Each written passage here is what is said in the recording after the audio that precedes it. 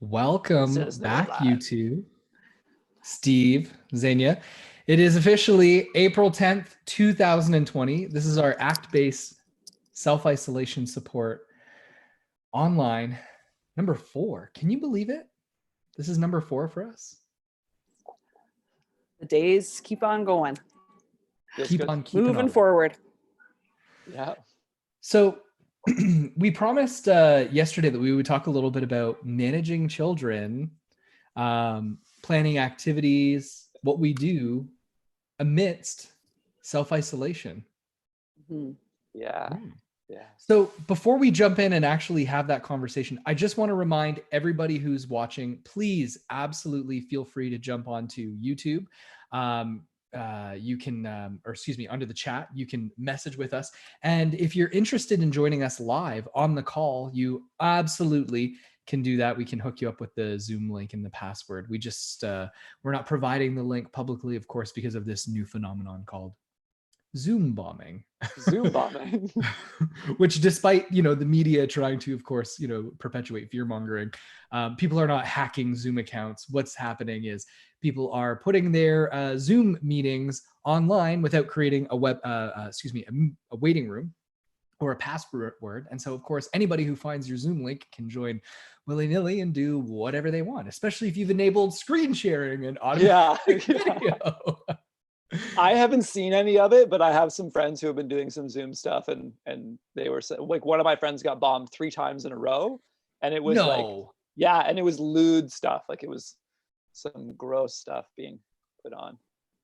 So and it didn't occur to them to throw a password on the room or to vet people before they come in with a waiting room? Yeah, it was it happened to him before it really became a thing. Okay. So it was one of more of those initial cases. And and he just didn't think about it. Like he was going, oh, what's happening? Like he didn't even realize, I don't think, that it was a thing that people could come into just the room. And then it happened 3 times within one sort of call. Wow. Oh, that's terrible. 3 times on one call. 3 times on one call, and it was a meditation. Like it was a group meditation that they were doing. And oh yeah, especially if you're facilitating that, and you like we are, right? Like you likely have your eyes closed or not fixed on the screen and watching kind of what's going on. Yeah. See, I I'm sure this isn't going to be a surprise to people, that I'm a little inherently suspicious. So yeah, I have long password protected my Zoom rooms as well as had a waiting room. Even the two of you, right? Like had to wait to be admitted into the room. Even though I've known the two of you for a long time, years and years and years. I wouldn't trust me either. So before we get started with our meditation, how the heck are the two of you doing today? Xenia, how are you? I'm all right. I'm happy to have my parenting partner home for the next 3 days. Oh, nice. To give a little bit of extra support. We had that conversation. We went for a walk just before I came in together. And he goes, so was that good? Was that helpful? And I was like, yeah, I could go longer though.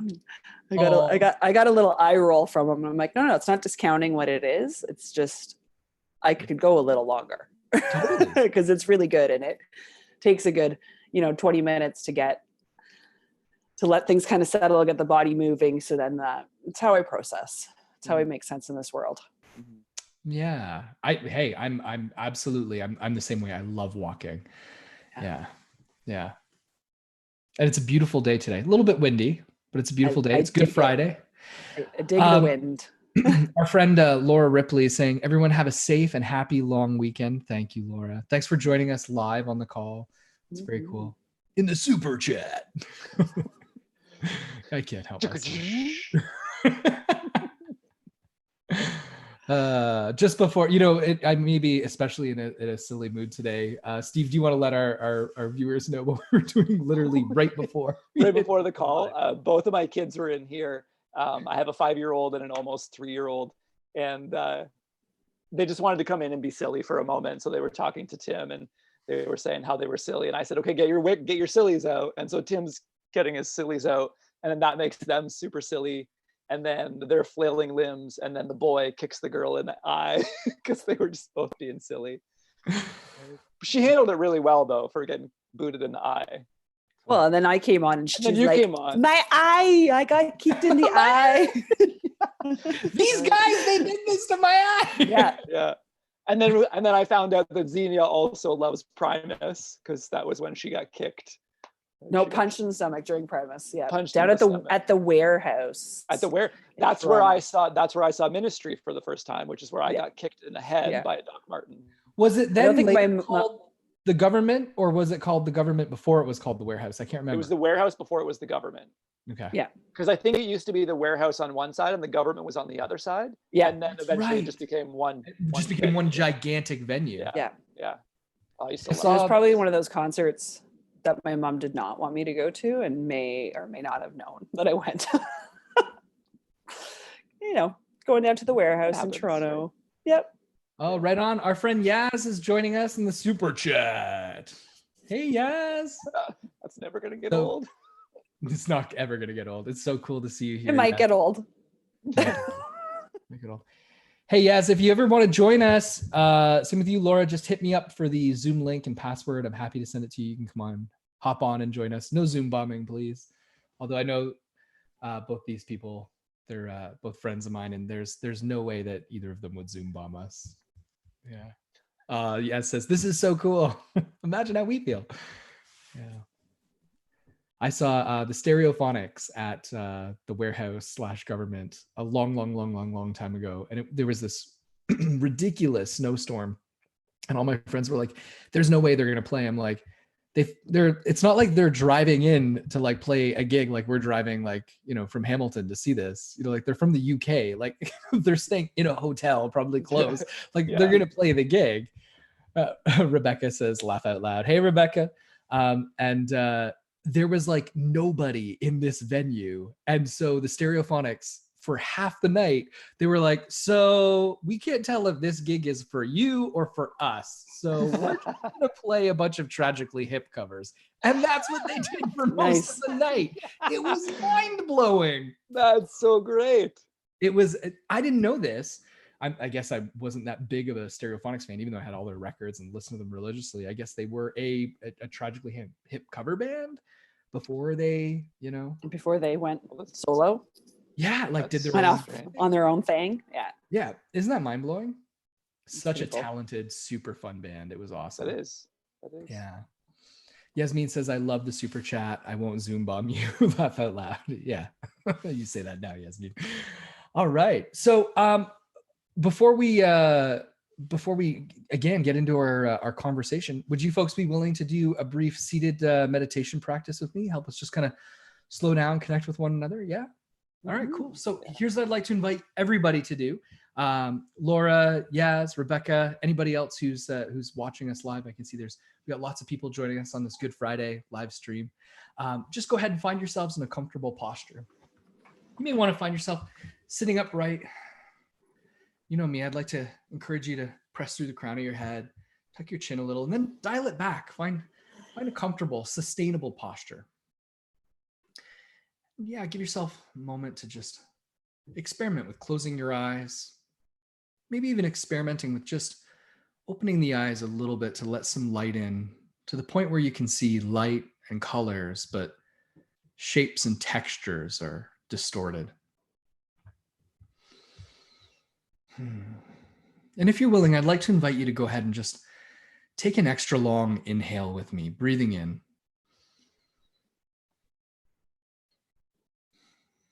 Breathing out.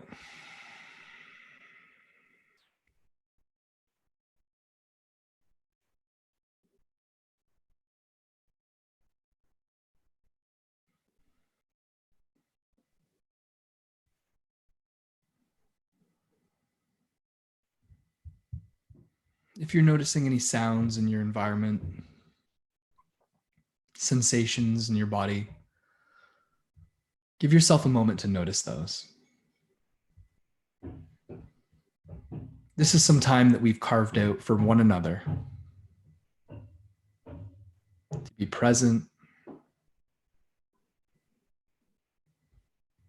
to have some breaths, to just be together.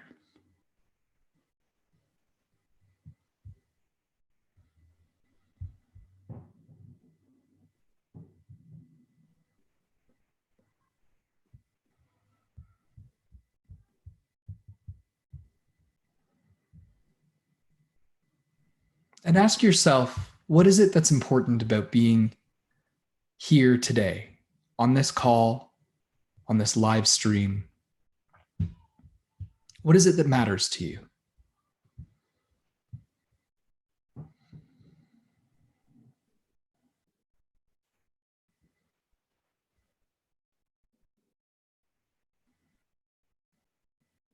And whatever answer occurs to you, just breathe that in.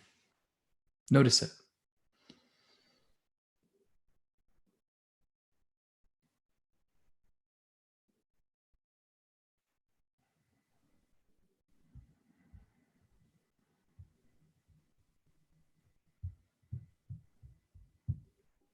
And notice that as you're here, breathing,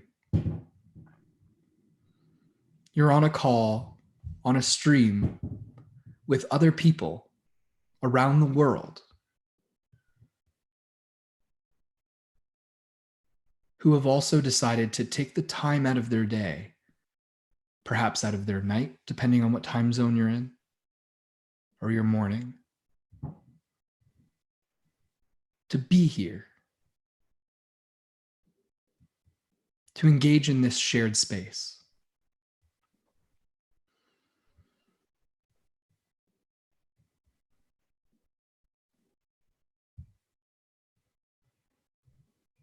And know that although we may not intimately know one another, that this is a space that we share,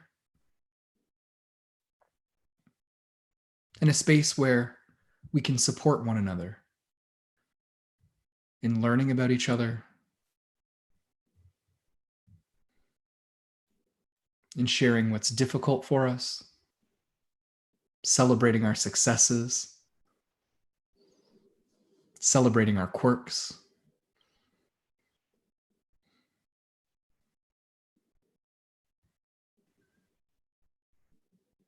See if you can allow this time in this space that we have here to be vulnerable.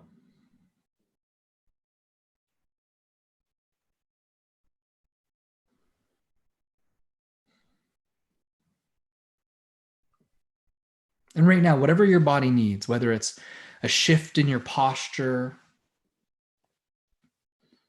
maybe you just need to itch your nose, stretch your arms, shake your head. Just give yourself the gift of like connecting with what you need right now.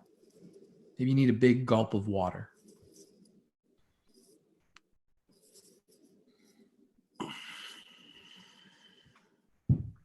And before we begin to wrap up this exercise,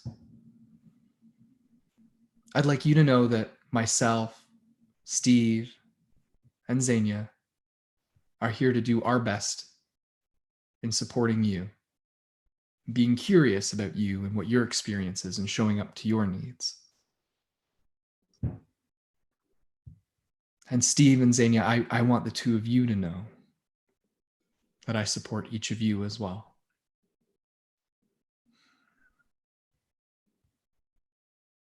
Let's take one last breath together on purpose. Breathe in all the way.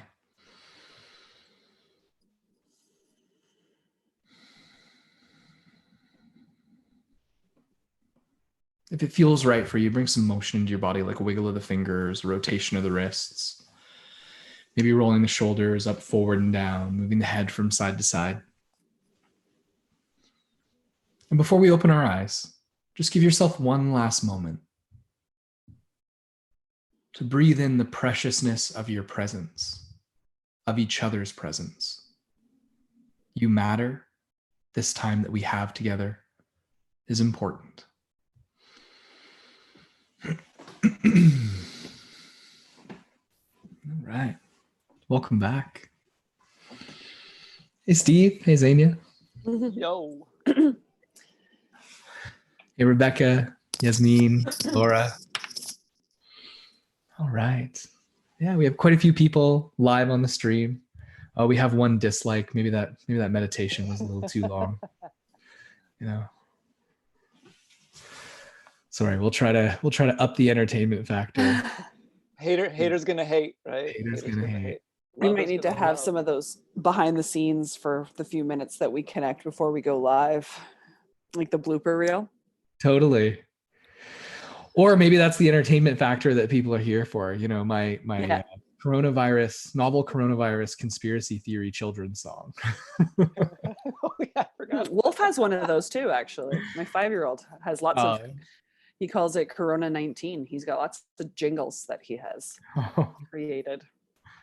I would actually love to hear that. I'm gonna try to catch it next time because it's quite funny. Upload it to his SoundCloud account. Mhm. All right. So we promised that we would talk a little bit about Nadia is on and saying thank you. Oh, thank you, Nadia. It's great to have you here. Great to have you here. So we promised we would talk a little bit about working with young people. And I would like to just start this off by chatting a little bit directly to some of our subscribers on this YouTube channel who especially have an interest in working with people virtually, working with people online, and are interested in working with children online. Steve, I know that you have a clinical interest in working with children. And Xenia, you work with kids as well, right? Mm-hmm. Yep. Cool. Xenia, do you work with children online at all at the moment? Yes. Yep. I do. How's that going for you? I feel like a YouTube star. For sure. A lot of the sessions, what I see from the kiddos is this. Mm-hmm. Yeah. Like my mom. Like my mom. Or like this, which is pretty cool.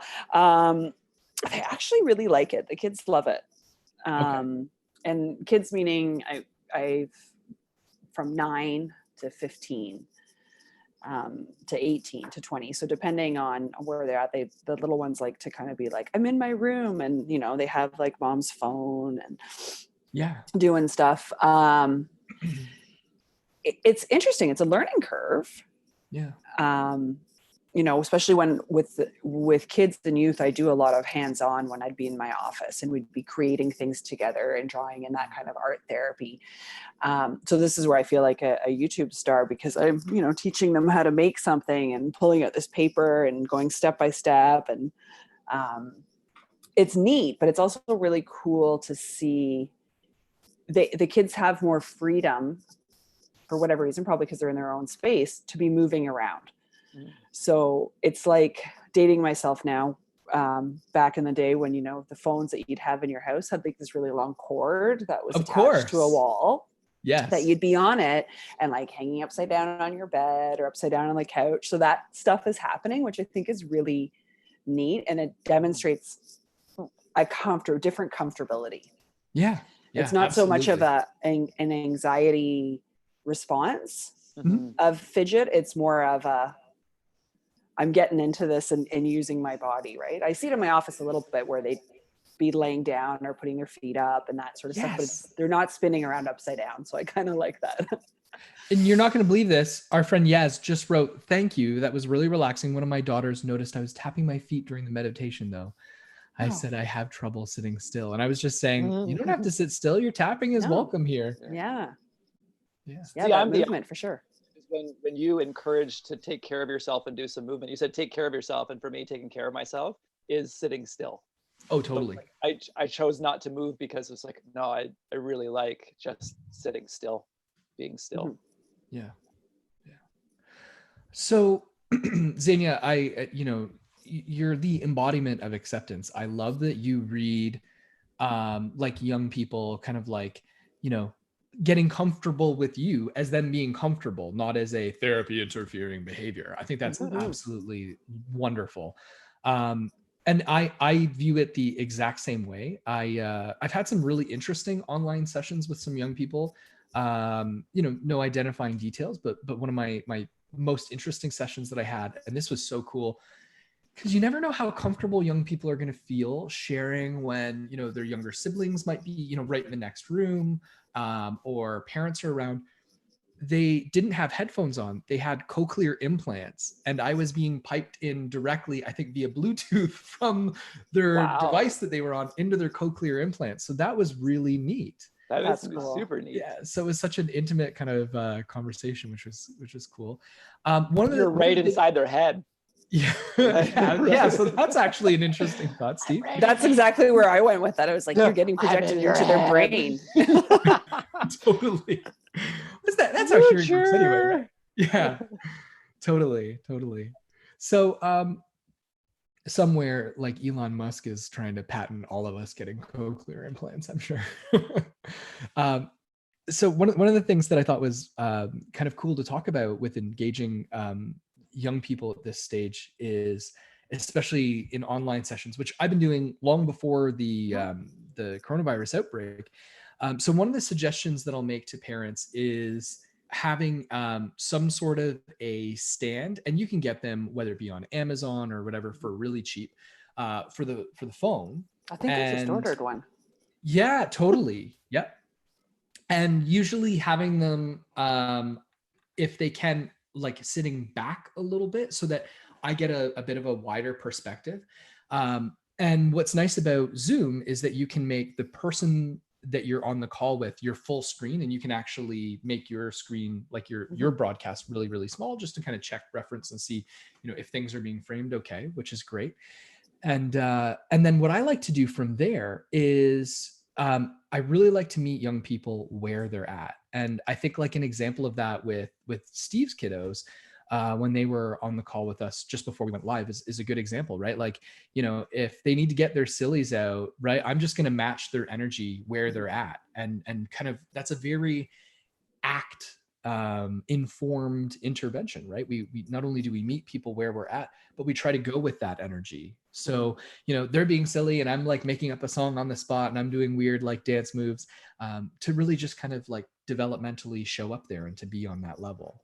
If I was working with a young person here in my office, I would do the same thing. When I'm coloring or doing yoga with them, I'm getting right down on their level. I'm never like standing over them. And always making things developmentally appropriate. And don't worry about age, just go with where they're at that day. I mean, some days I'm sure I have the development of a, sophisticated social worker who's, in his 30s. And then I'm sure that other days I have, the developmental bandwidth of a 16-year-old. So, I think that's just totally cool to, to match people where they're at. And one thing that I would definitely recommend is don't be afraid to be flexible with art activities.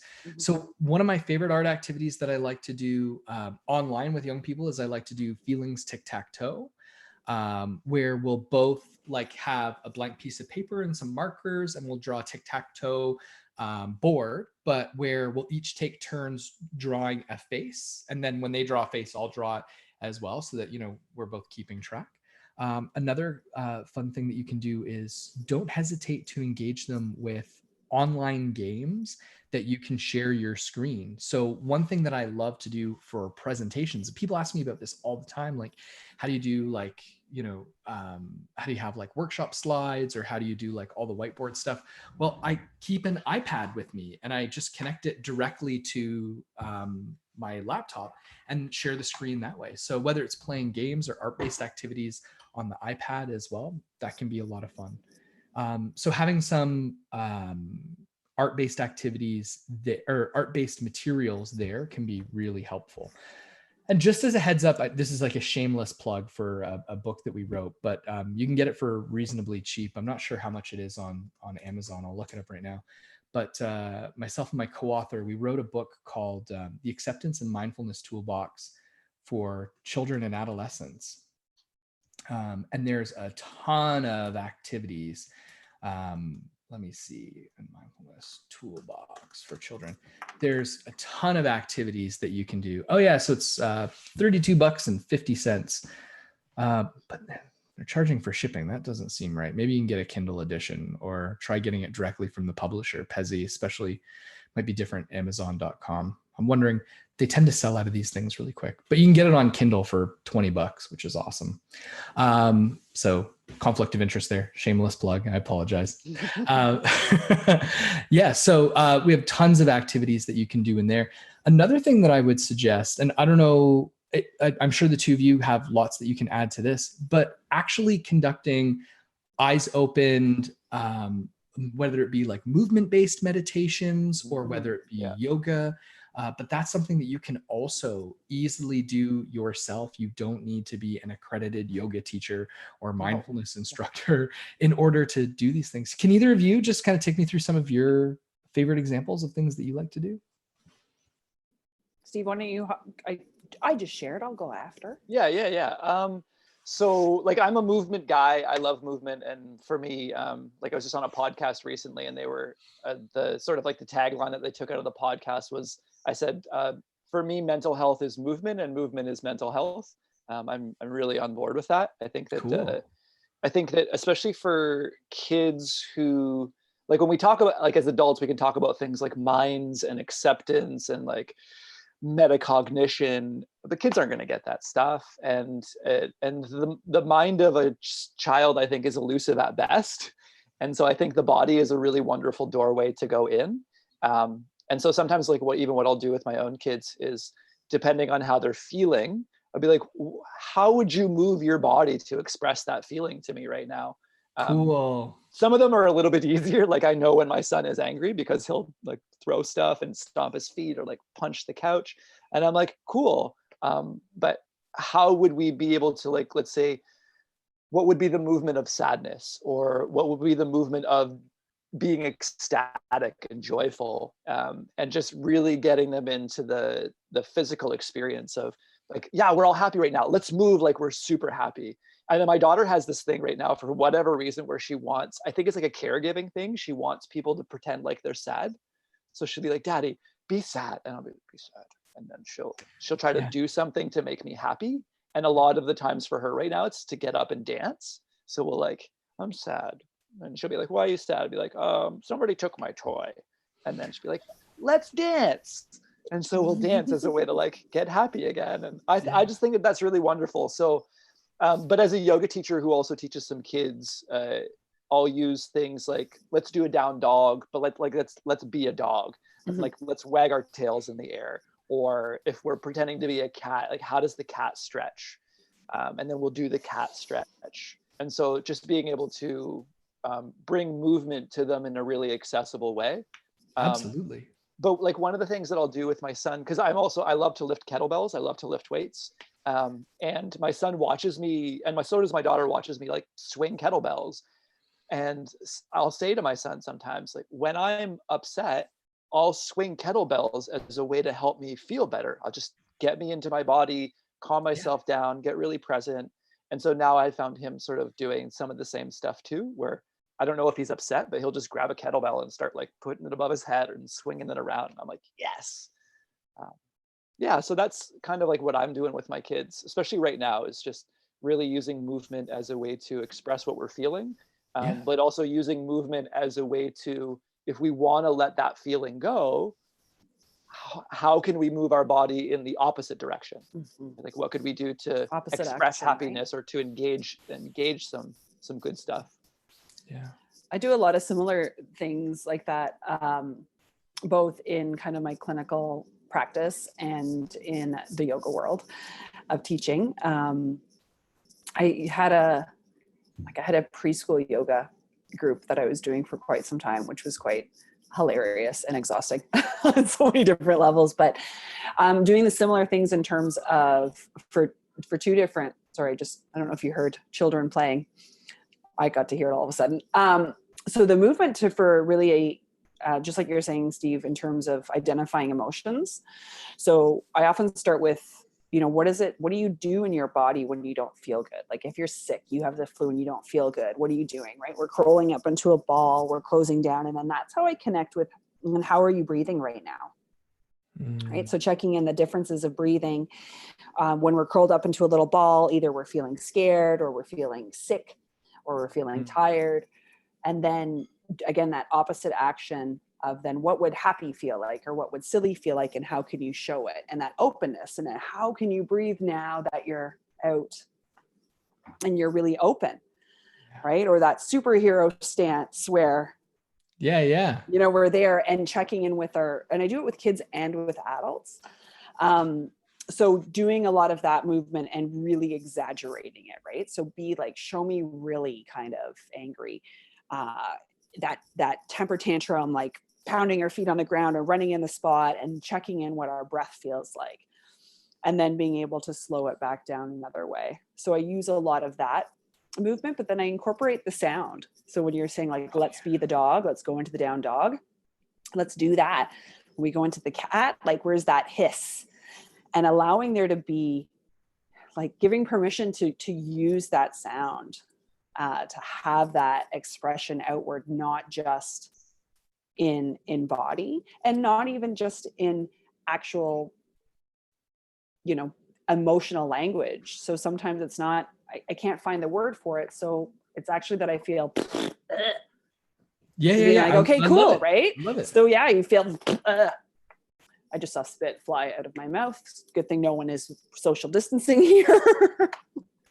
Yeah, and I think that that's a really great point of just like sometimes not even having to put language on it. Just what is the sound of it, or what is the posture of it? Like I know I had a girl recently before I got into the world of counseling where I would just do like basic mindfulness with people. And I had a girl who would consistently come in with her mom because mom's like, yeah, I think she needs some mindfulness stuff and some yoga. And I would ask her, like, what are you thinking right now? Like after we do something, like, what are you thinking about right now? She's like, I don't think about stuff a lot. She's like, but I feel stuff really intensely. And I was like, that's really interesting, is that she doesn't really think in language.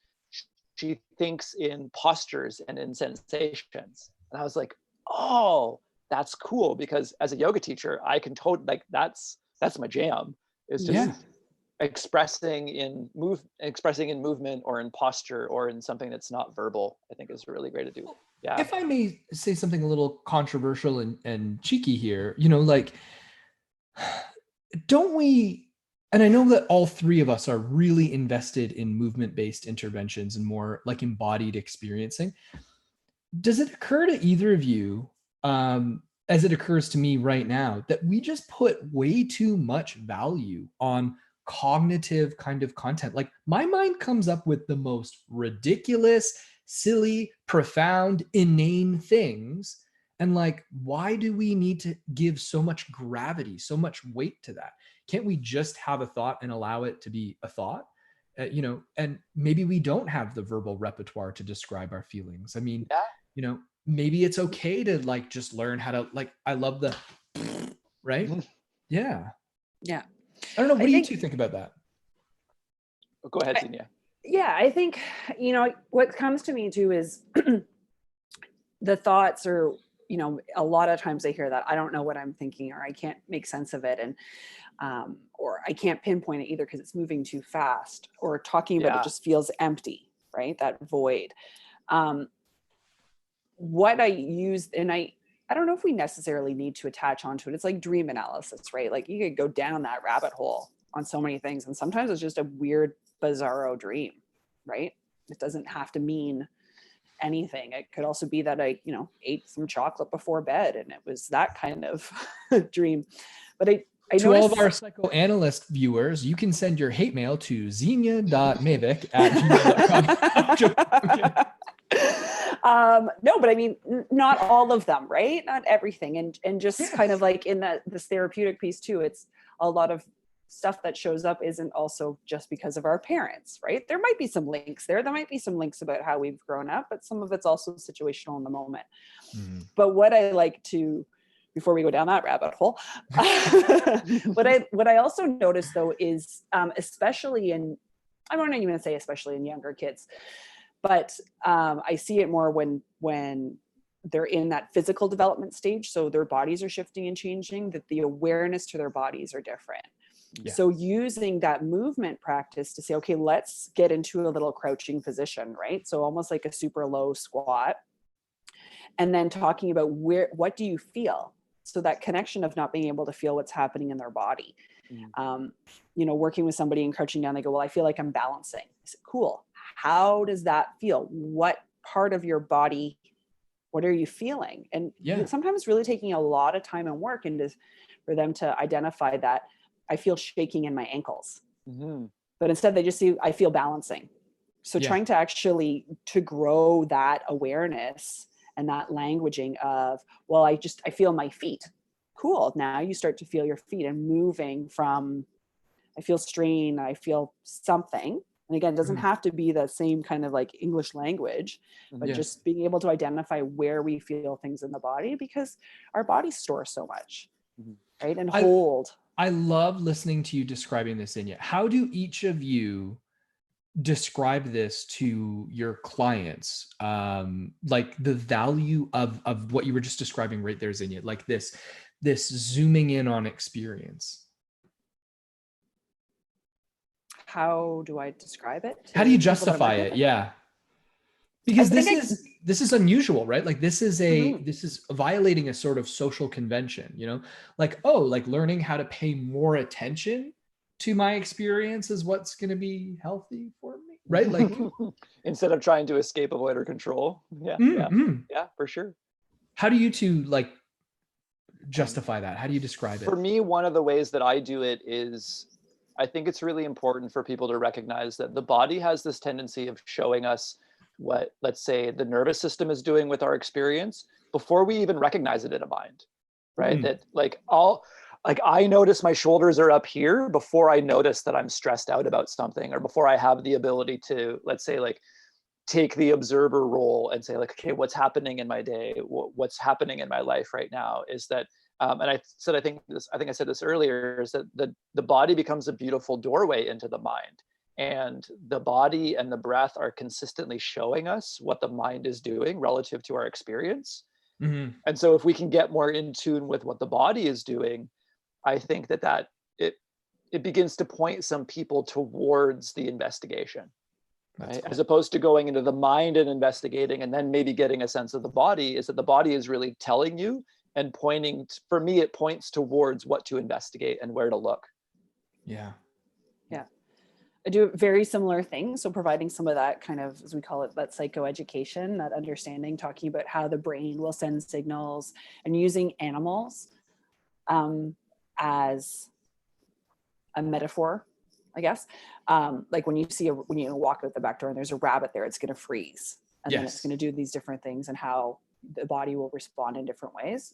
So I use that, but then I'll also talk about, just like how I started with this thing, like, how do you feel when you're feeling sick? So say you ate something, or you had too much candy, or you have the flu, or you have a sore throat, like you will feel that stuff first. So kind of recalling those times where they have, I just ran, I was in cross country and I did this huge race. And then the next, my legs felt like jello afterwards. Perfect. So drawing in maybe previous experiences, common experiences that people will have where you can feel stuff in your body. And then I will also go with some older youth and adults about talking about how, like from that yogic perspective, right, the samskaras, how we will hold those emotional blockages. And sometimes they're as a result of a physical injury. Now hang on. A lot of our viewers may not be yoga nerds like we are. What is a samskara? So samskara, what I was just getting into, can be that kind of emotional or physical blockage in the body. So for me, I will have some samskaras, and you guys please jump in on it, where my weak points will be my shoulders, and I have a weak point in my lower back on the left-hand side. So that injury in my lower back on the left-hand side came from a physical injury when I was riding my bicycle and taking bottles back, like recycling back when I lived in Vancouver, to the bottle depot, and the garbage can got caught in my spoke, blah, blah, blah, blah, blah. Did a little tipsy-turvy. That was the injury there. But in that physical injury as it was healing, also kind of became a spot where a lot of us unresolved emotional pain will come. So when I'm feeling super stressed, that part of my body starts talking to me. So that's where I'm feeling the tightness. That's where I'm starting to feel the pain. And that's a pretty good indicator for me now to go, what is out of sorts? There's something else that's happening. So sometimes there's a physical thing that you can go back to. Other times there's not necessarily an event that showed up, but it's where the body will go. Yeah. Can I play off that for a moment? Please. Oh, come on, go for it. So I had the beautiful opportunity of studying with a woman. Her name is Susie Hately. So I'm going to give a shout out to Susie Hately, who's sort of one of my mentors through time. She has a beautiful yoga therapy program. And one of the things that I learned via her was to recognize where I tend to grip and hold in my body. So along the same lines of what Xenia is saying. And I grew up with a ton of social anxiety. Like schooling for me was basically walking around wondering when I was going to get hit in the back of the head next. Because I was a chubby acne band geek, like that was, and in a small town full of football players, that's kind of how things are. And so it was later on in life that I figured out, and I sort of equate it to what a dog does when it gets really nervous or anxious. It tucks its tail and it runs away. And so it was via the work that I did with Susie Haitley that I figured out that I'm kind of a chronic pelvic floor gripper.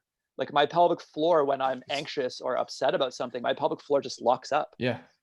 And it's a pattern that I've gotten to know and become really intimate with through time.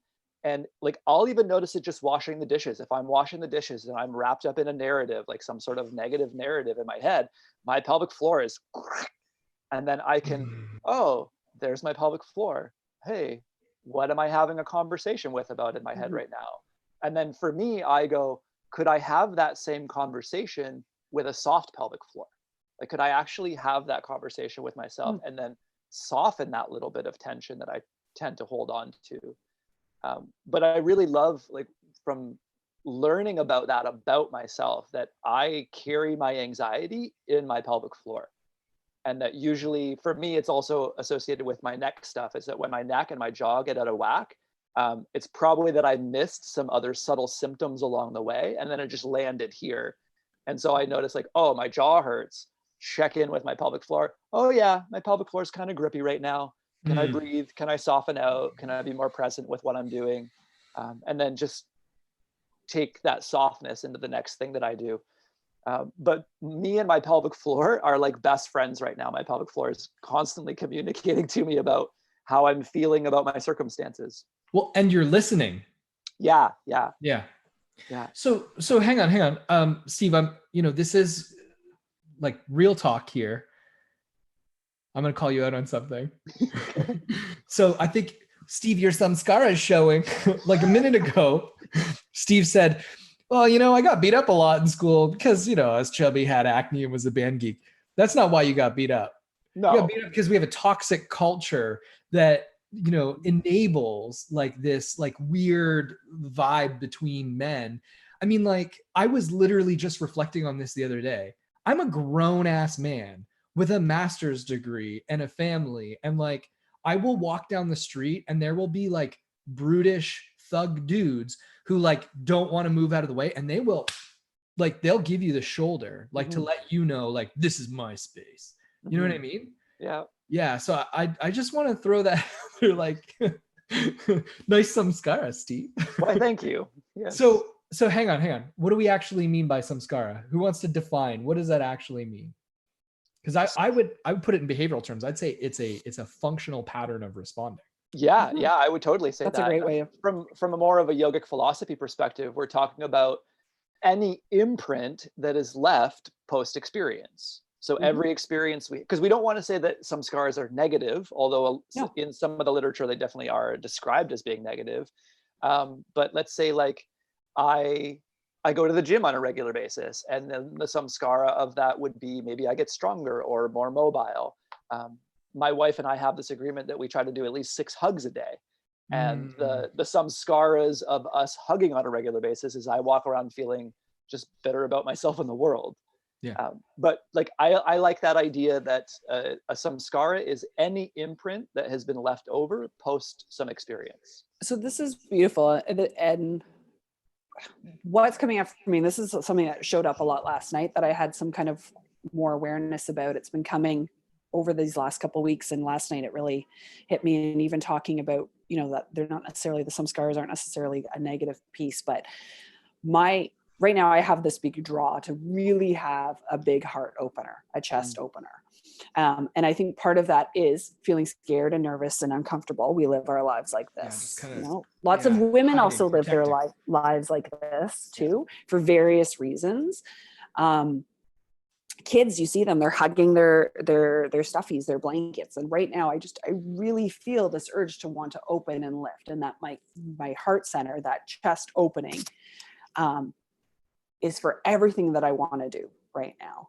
And it's also like when we practice yoga, if we're doing these big heart openers, they can be really vulnerable and really scary. Oh yeah. Too, right? So that juxtaposition, say it, somebody. Juxtaposition. That's not coming out. It's Friday.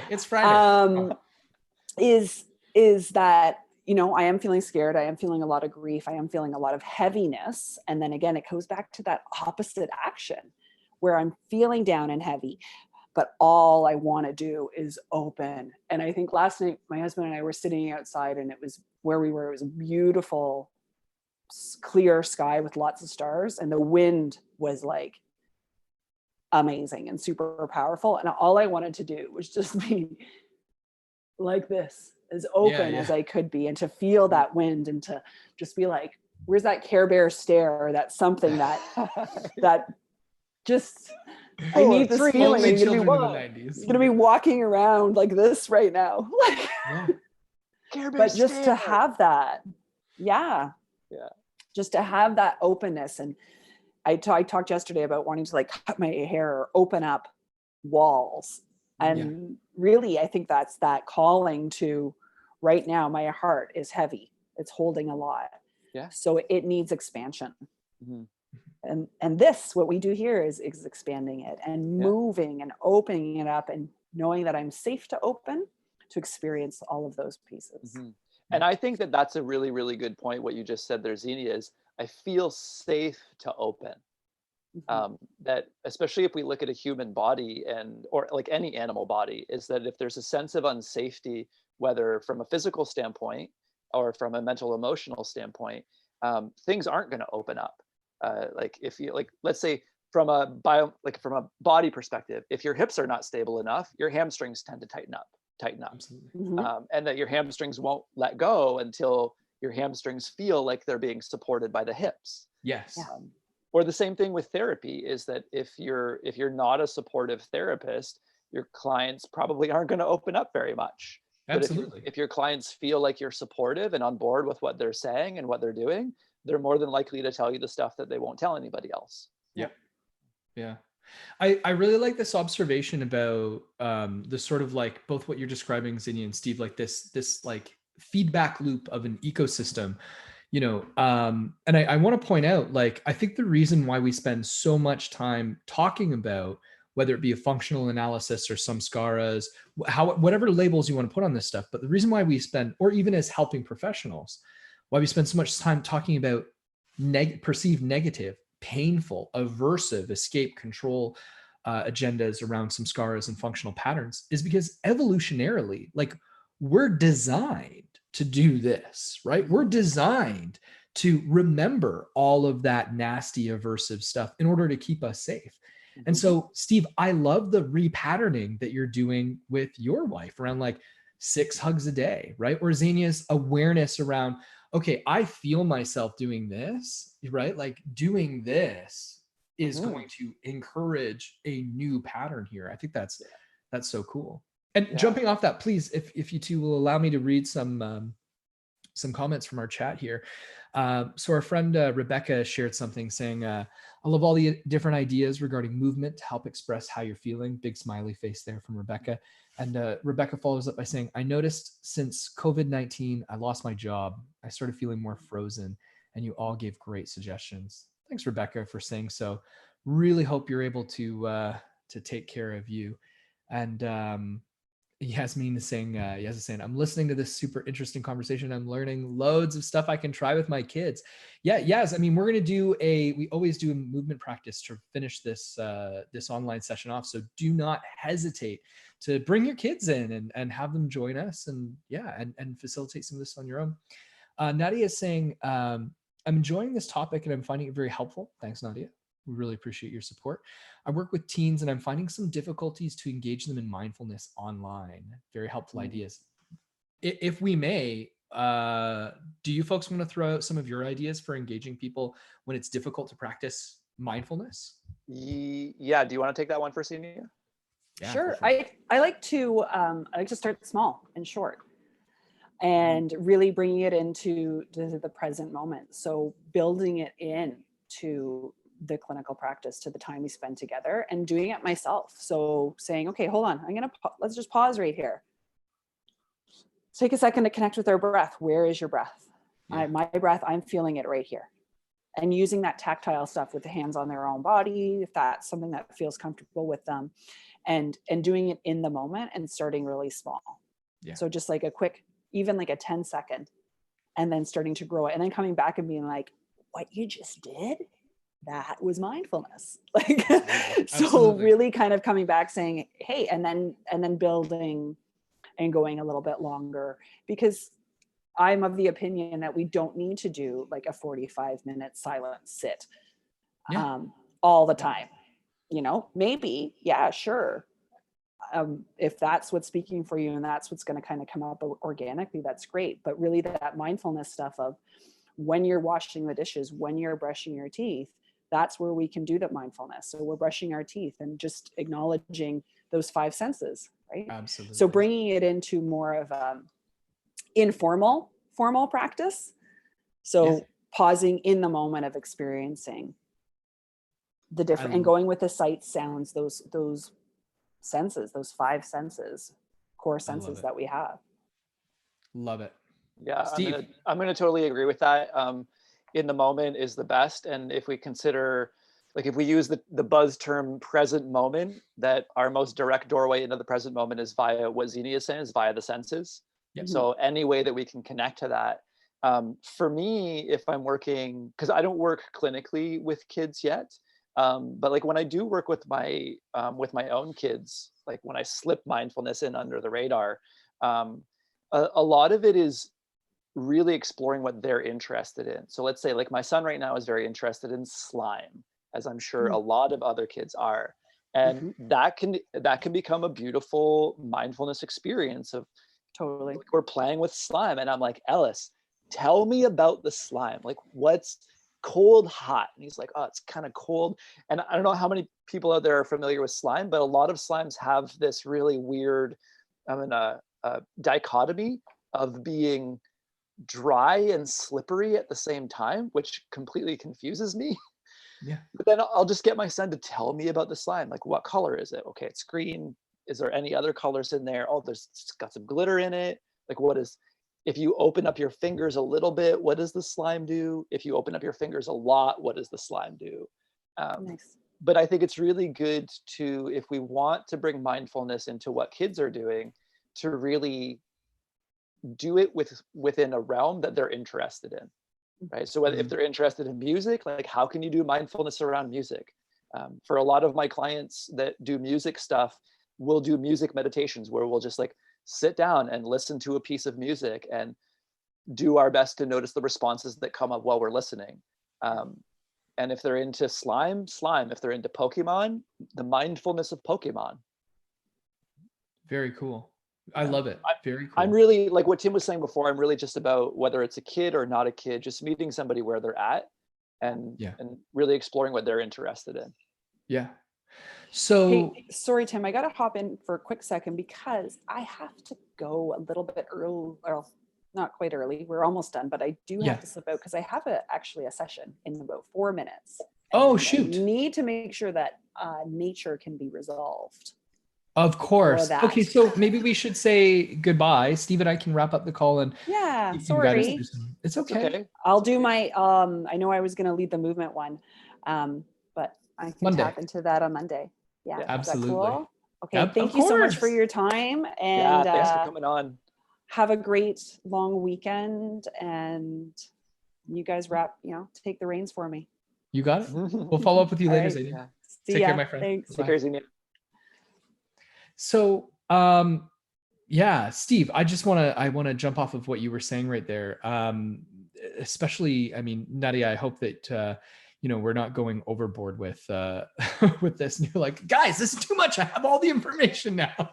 But like, I liked what Zania was saying about keeping the activities small. And what Steve is talking about, like, I would argue that there's an element there of stimulus control. And so You could do that with anything that isn't traditionally associated with mindfulness. DBT, for example, is really great at promoting, training the difference between observing versus evaluating, or describing versus I forget what the other one is, but essentially judging.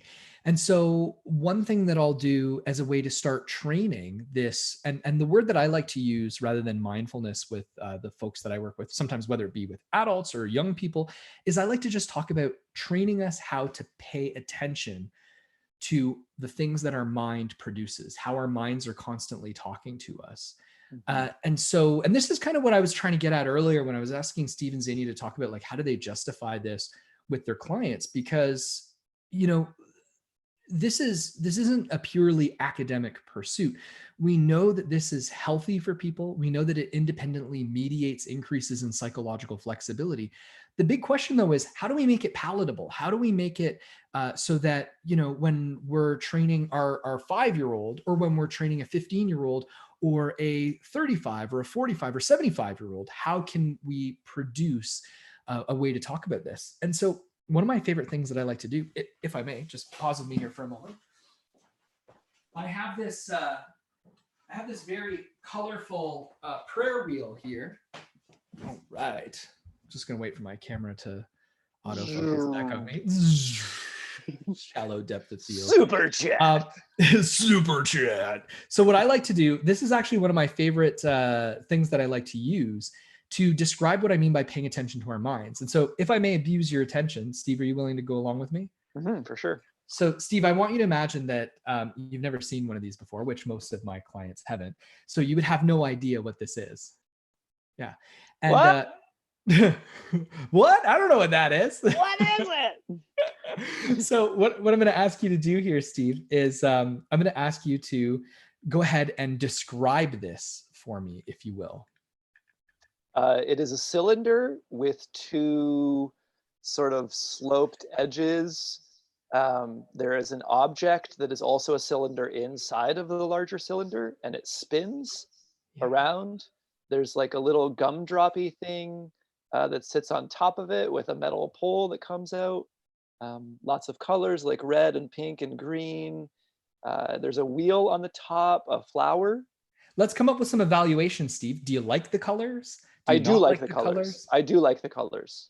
Yeah. Yes. And I also like how the thing spins inside of the other thing. And what do you think of the sound that it makes?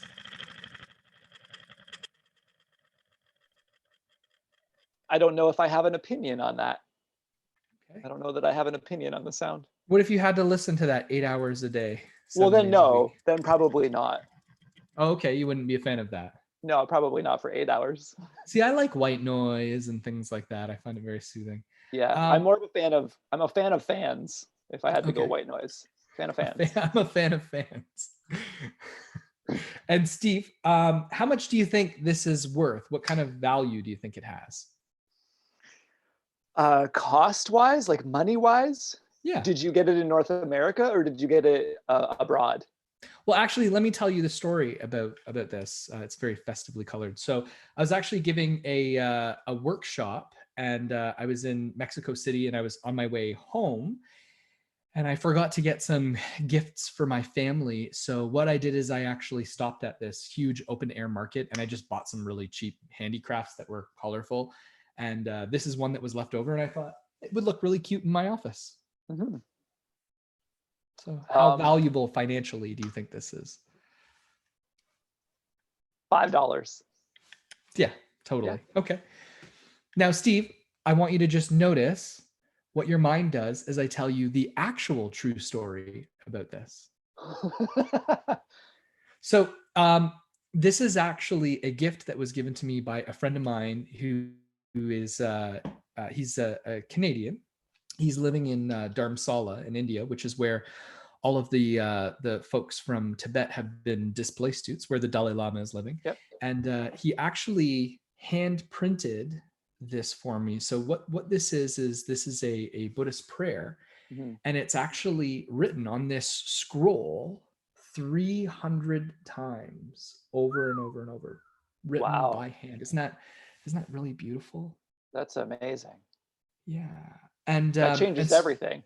And so he's placed, okay, so just notice what's changed though in your mind. And so what he's done is he's placed this this scroll onto this dowel, and when you spin the dowel inside of the prayer wheel casing, it's like the prayer is being said for you 300 times over for every spin. That's really nice. Yeah. So now, how has your attitude around its value changed for you? Well, mentally and emotionally, I'm going to say $5 is a great monetary value. If that's what it did cost, it's like a great monetary value for how much emotional satisfaction you're going to get out of it. Sure. What I really noticed is when you said, "Now notice what happens when I tell you the real story." Totally. And at first, I was like, "Tim is a sham and he's lying to me." And then when you said the story, I was just like, all of that other stuff that came before it floated away, because I was like, that's really beautiful. Like that's a really beautiful gift. Thank you, Steve. Yeah. So, and thanks for playing along, my friend. So Nadia, that is Laura responds in the super chat. She says priceless. Totally. Yeah. So Nadia, this is one of my favorite ways that I like to train people on the type of noticing that I'm talking about. Noticing how our mind is constantly applying a lens to our experiences, a filter, if you will. And Steve, you have been incredibly influential personally in how I think about our verbal repertoire and how we develop repertoires of thinking and responding to our experience. One of my favorite activities, Steve, will you just briefly guide people through your hand activity, noticing sensations and then noticing, would you do that? Oh yeah, for sure. So what I like to do is, if we were all in the same room, I would say, put your hand on, so let's do this, like put your hand on your right hand on the left shoulder. Put your right hand on your left shoulder. And then if you feel like it's appropriate, close your eyes. That might allow you to feel sensations a little bit more easily. And then just to describe or notice the descriptions that pop up about what the hand is feeling. Bony. Bony. Mine would be warm as opposed to cold. I'm textured because of the shirt that I'm wearing. My shirt is actually textured, so I'm feeling that. Anything else about your shirt, Tim? Actually, yeah, my shirt I'm having this weird dichotomy. My shirt feels very comfortable on my body, but really uncomfortable under my hand. There's like this seam that like sticks out off the shirt, but it's smooth under the shirt. Yeah. Yeah. And I like to do that as with clients, just to be like, okay, here's the experience, here's the information that's coming in via the hand, and then like, what does your mind do with that experience? And consistently, without, like, I'm not going to say without our influence, because we're obviously the language is being influenced by some samskaras, how we learn language and what our culture is, what our primary languages are. But just to recognize how quickly our mind is going to put an evaluation or a description on top of an experience. Absolutely. And it's happening like that. Yeah. So that example, Steve, has completely and utterly, that was like a light bulb moment for me. Cool. Because it's so immediately obvious. It's not, and please don't take any offense to this, it's not sophisticated, it's not over the top, as so much of what we do within the ACT community or within this psychotherapy kind of world, right? Like, counseling, we tend to try to come up with these really heady examples. Notice the sensations under your hand, right? Notice how you are like processing that. I love that. And that multi-layering kind of effect. Because we did that in the MyAct TT, right? Was that your first experience of it? Yeah. That's right. Cool. That's right. Yeah. So Nadia says, wow, smiley face. That was awesome. Thank you, Nadia. You're awesome. Thank you for this example and other ideas. Love it. We'll use it today. Cool. Let us know how it goes, Nadia. Yeah, and please. Follow up with us. Feel free to hop on the Zoom call with us. And Rebecca is saying, I noticed when I did that, my breathing became deeper. Cool. Yeah. That's very cool. So before we wrap up for today, I think that we've talked about everything that we were hoping to talk about.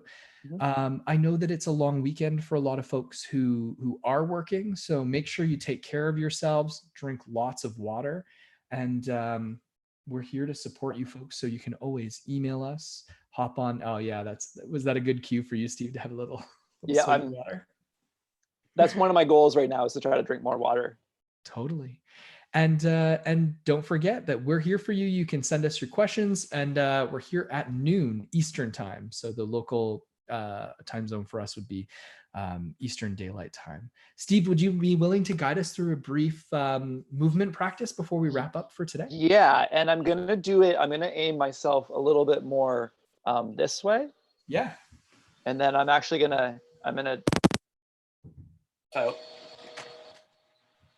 So I'm actually going to invite people to stand. So this is not going to be a seated movement practice. It's going to be a standing movement practice. Okay, good, and everybody, yeah, and you can still see. So you don't need to be able to see my legs necessarily, but this is going to be very, very brief. It's going to be kind of a coordination / balancing movement exercise.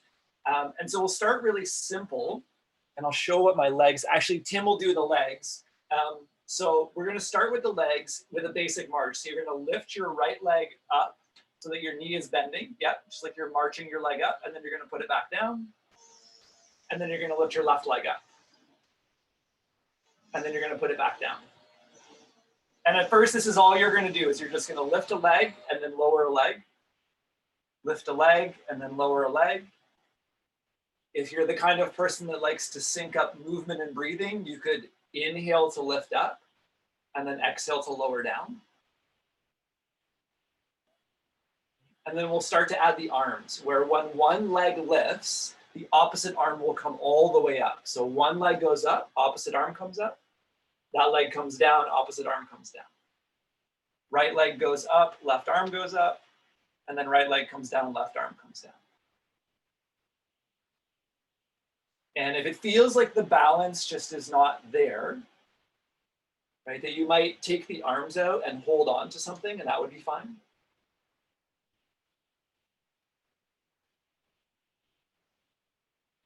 And then I want to switch it up. So what's going to happen is that when a leg comes up, the same arm will come up. So the right leg and the right arm will come up, and then they come down, and then the left leg and left arm will come up, and then back down. And just to be able to notice the difference between the two, of what we might call a contralateral movement, which is one leg opposite arm, or what we might call an ipsilateral movement, which is one leg and then the arm on the same side. Yeah. I call this one the marionette. This is one of my favorites. Yeah. Good. And then one more time, both sides. Good. And then as you come back down, just taking a moment to stand and notice the weight on your feet, sensations in the legs. Notice if the heart rate is doing anything differently. Notice if the mind is doing anything differently.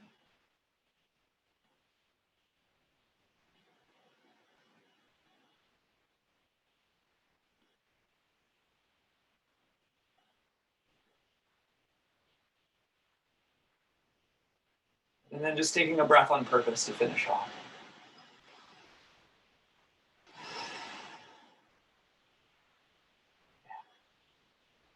Yeah, that's one of my favorites. I love the marionette.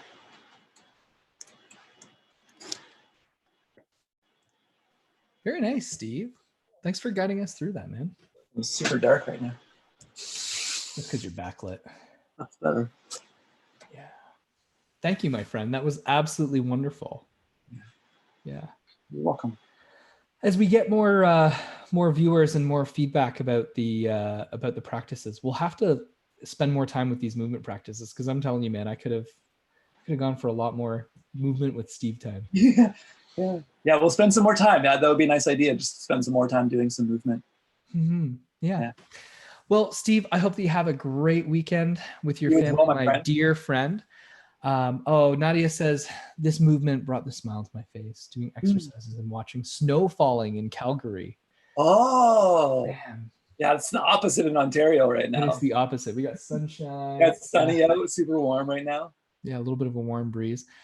Yeah, I was stuck in Calgary. I can't remember. I'd have to check my Instagram. This was really weird. I got to Calgary. I was giving a workshop, and I'm telling you right now, it was warm out. Like I actually got too much sun when I was outside one day. Like, and I'm not joking. Like I literally got too much sun one day when I was outside. And this is really weird. Let me see if I can find it on my Instagram. Oh, I can't find it. Oh, here it is. Here it is. So when was this? What?